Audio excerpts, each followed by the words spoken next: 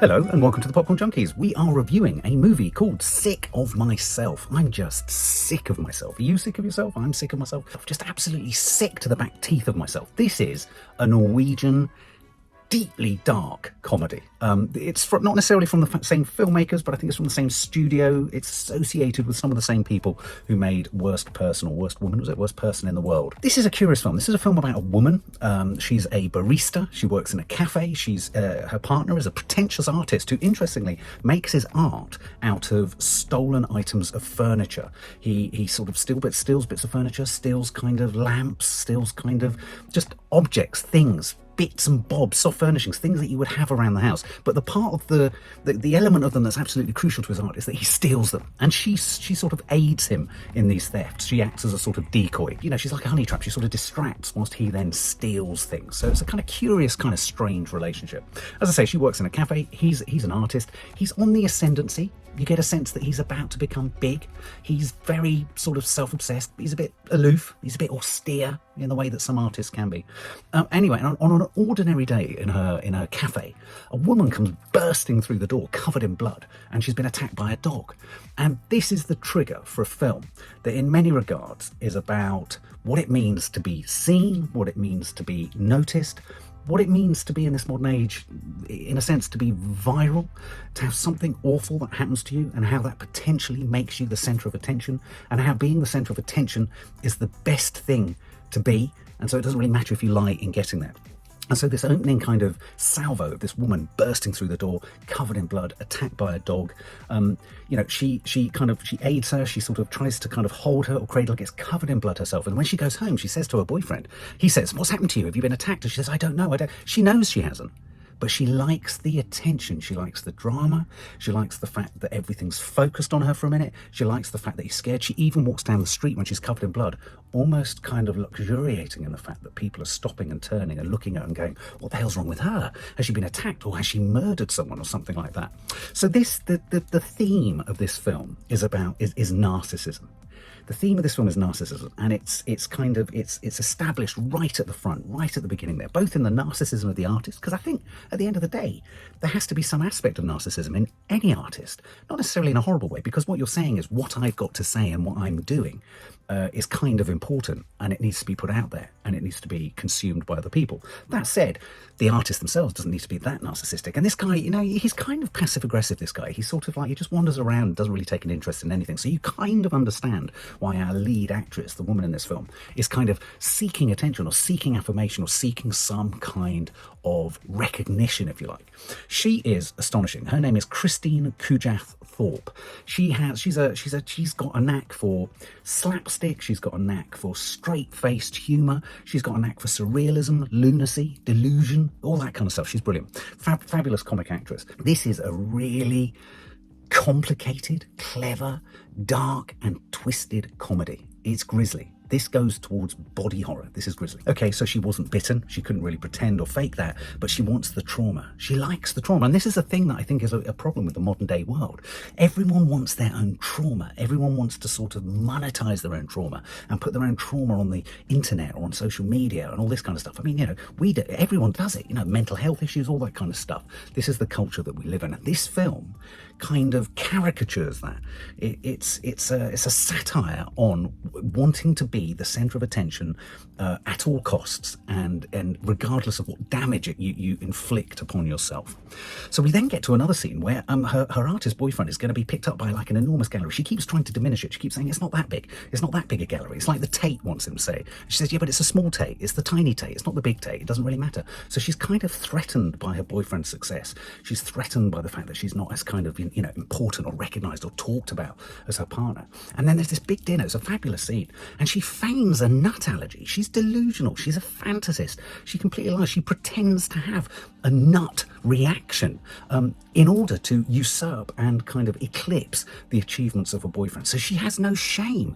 And he, weirdly, and I think if there's one weakness to this film, it's the fact that he will have known she had no nut allergy, and he knows that she's a fantasist and delusional, this kind of stuff, and he never really steps in to stop her, unless in a weird way he knows she's going to destroy herself. He knows that really she's her own worst enemy, and that in the end she's the one who's losing out ultimately. In fact, he's the most passive aggressive because she keeps doing this stuff and he keeps refusing to acknowledge anything, and so she goes further and further and further. And this is about a woman going further and further and further to be center stage, to be fated, to become famous, to become more famous than her famous boyfriend, who's on the front of art magazines covers and has private views and queues of people queuing up to see his art and all that kind of stuff. So what does she do?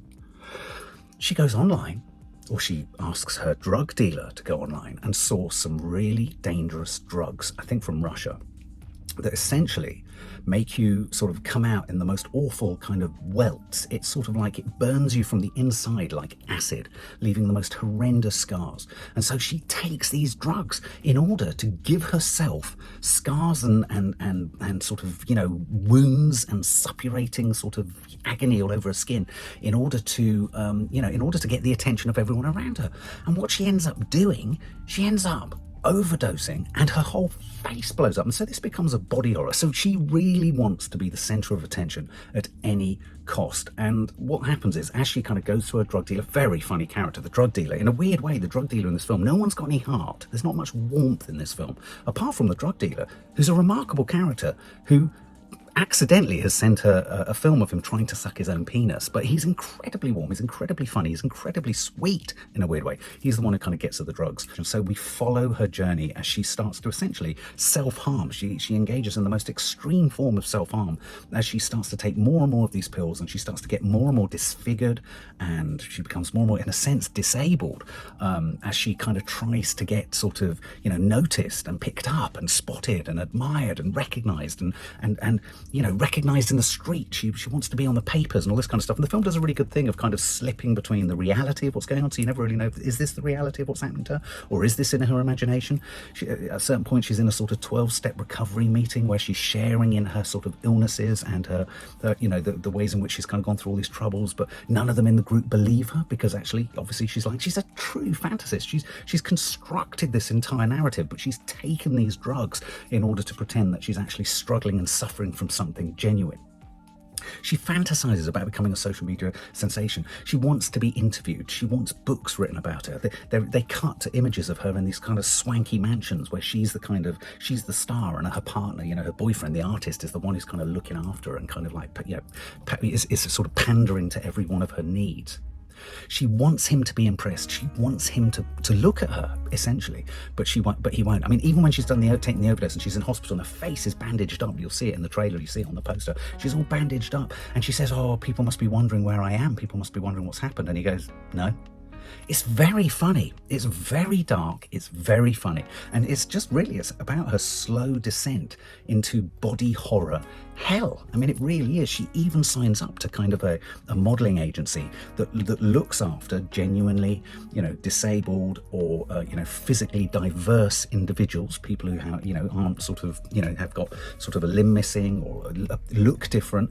And she kind of signs up to this agency because there's the possibility that her injuries and disfigurements and everything else could become sort of fashionable and could be sold in the fashion world. And so there's a bit of a send-up, not only a send-up of the art world, he makes basically art out of chairs that he's stolen, but also of the fashion world. Can anything and everything be turned into something? Will fashion gobble up everything if it needs to and if it wants it? So this film makes you think about the lengths to which people in real life now will go to become a viral sensation. But it's a really dark caricature of self-obsession, about inadequacy, of despair, about self-harm, self-mutilation, and the hope of being noticed. And in that sense, it becomes a really dark, twisted caricature of what people are willing to do on Instagram, Facebook, YouTube, etc., etc., etc., just to be noticed, just to be viral, even if that viral moment is the only moment that you get.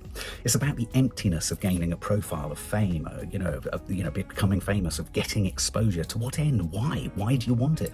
Who are you doing it for? Who gains from this? It's nihilistic. It's incredibly nihilistic. Her boyfriend is as unsympathetic as her, as I say. I think the only character in it that has any genuine warmth, ironically, is the drug dealer who tried to suck his own penis. But where I think a lot of people, some of the reviews I've read, sort of talk about the fact that it lacks kind of, the characters are a bit of a turn off, you know, it's very hard to kind of identify them. I think that's the point. I sensed quite an authentic portrait of what a lot of people are now, which is slightly sort of muted and sort of desensitized to what it means to be a human being and what it means to be a human being in the world, rather than a human being mediated through screens, through selfies and all that kind of stuff. It's almost like a brutalism has crept in into all of our lives towards ourselves, so that we can make sure we're this thing on the screens that we all use and we all share and all this kind of stuff, and we forget about the person who's the sort of flesh and blood person. And I think that's where this film becomes quite clever, because it's very flesh and bloody. Her face is massive, it's bloated, it's bleeding, there are suppurating wounds. There's one scene which is like a dream sequence where her face is on the table and she lifts it, it's stuck to the table and it comes off like that. There's a moment where she's locked a model in the toilet, so that she can take the model's shoot, and you can see the director and the photographer of the model's shoot are like, hang on a minute, this isn't right for us. The other woman's pretty, she has a different disability that's permissible in the fashion world. This woman, our main woman, is just not good enough. She starts to bleed from here, she starts to vomit, she starts to fall over. It's really, really unattractive. And so in that sense, I felt that this really is a film about our societal obsession with a sort of fake version of ourselves that we put out there, and how even if we're not literally being physically destroyed or physically destroying ourselves, though some people are, in order to feed the machine of imagery and how we present ourselves to everyone else, what happens inside us is what happens to this woman's face. This woman's face, by the end of this film, is an outward manifestation of what I think we all become in our worst places and in our worst states through using all of this social media and everything else. And in a sense, finally, just a final note on this, there's a book by Patrick Suskind, I think, called Perfume. And I think the basic kind of, I've read it so many years ago, but the idea is that he's almost wanted to create a perfume that makes people so completely fall in love with him that when they do, they want to tear him to pieces, because that's what love would be. It would be a sort of consumption of the person. For me, this was almost doing something similar as that book Perfume. She went so far she'd gone to such lengths to be recognized, noticed by her friends, by her peer group, by her boyfriend, by the world, that she has completely destroyed herself. No one else has destroyed her. She's destroyed herself, and there is satisfaction. Her satisfaction is in achieving any kind of notoriety. You know, they do an interview with her at one point, and she's like, did you like my quotes? Did you like? And no one's touched by anything. There's an emptiness to it, but even the emptiness of her being noticed for all the wrong reasons is enough for her. Dark, twisted, incredibly funny. I was laughing out loud many times, but you're also laughing out loud because you're like, should I laugh at this? Should I laugh at this? This is dark. It's a dark, funny film.